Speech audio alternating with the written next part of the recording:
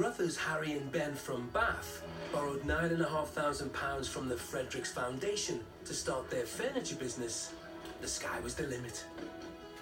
We saw the concept being executed in America, creating kind of furniture from aircraft parts. And we did a bit of research and found that there was no one really in the UK doing it, and that was kind of the reason behind why we started. The pair create bespoke fixtures and fittings using bits of scrapped aeroplanes. They started 4 years ago, when younger brother Harry had a bright idea.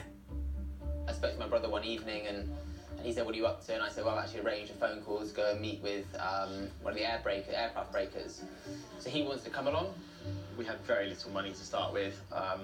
We travelled up to facility, bought a few scrap pieces, kind of spent a long time figuring out how to work on them and make them look nice.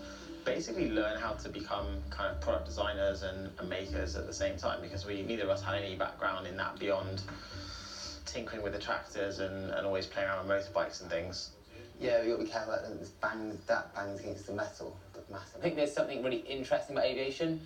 You know, we're not plane spotters or anything. We didn't know much at all about aviation, but I think even if you don't have a fascinating aircraft, it's something quite magical and interesting. We're taking delivery of a engine cowling that we turned into a bar for a client in Richmond, in London. It's taken longer than expected in the first place, and there can be no mess ups at this point. Which way is it going to go? That way, down. All right, well. Yes, that's it then. I'll get this side. Okay. Most small businesses fail within the first 5 years, so the brothers needed to get their sums right. Producing their furniture is costly, so if it doesn't sell, that means big losses. This has been like a mammoth build. It's like this has been really tough. Yeah, it's been a really tricky one. The shape of the cowling, kind of taking it off. Really expensive and really time consuming. But it's going to look amazing when it's done, and it's going to be in a really beautiful house. Once it's all set up and in place and the client's happy, then that's kind of the nicest part, just to feel a bit relieved. We've never used this colour before. But it's nice, isn't it? The brothers grew up on this farm and turned the old pigsty into their workshop in 2013.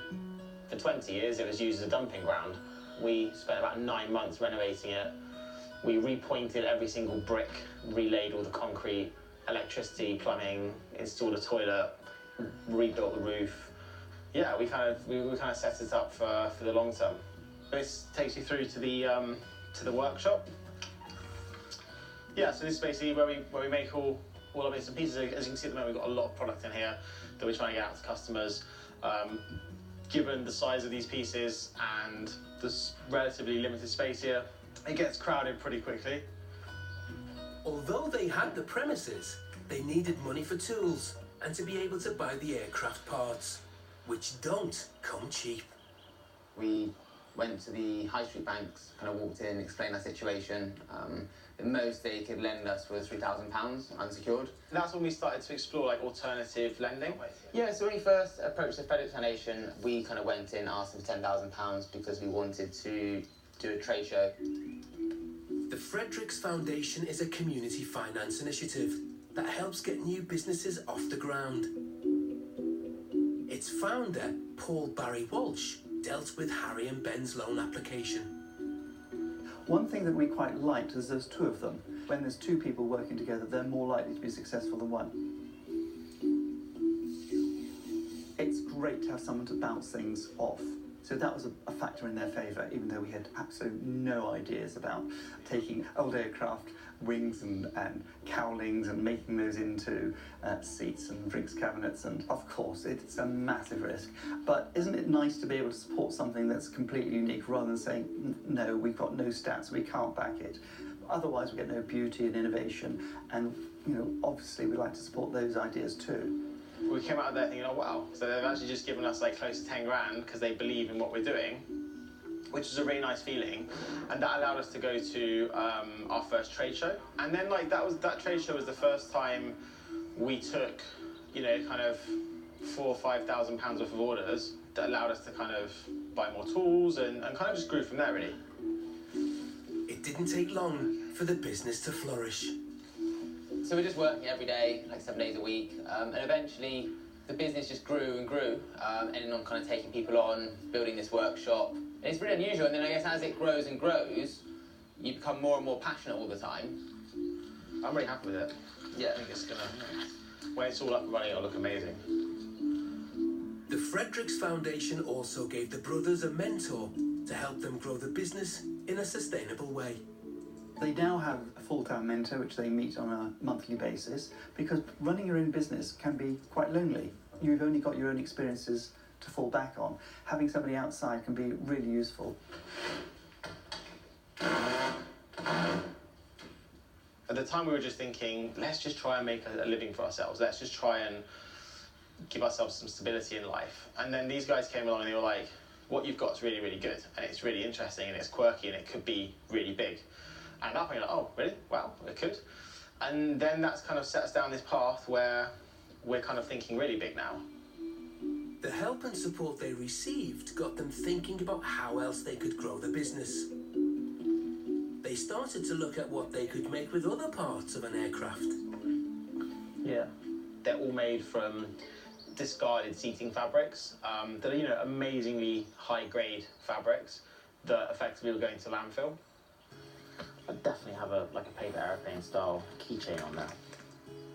The issue we had is that we had never made a bag before, so you kind of had to start from scratch.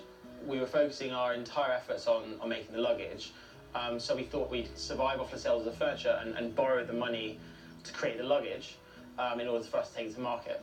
And that's when we approached the Fredericks Foundation for the second time, and we asked for another £10,000 loan. They kind of cleared it within a heartbeat. Although the brothers hadn't been running the business for long, it was clear to Paul that they'd struck on a great idea.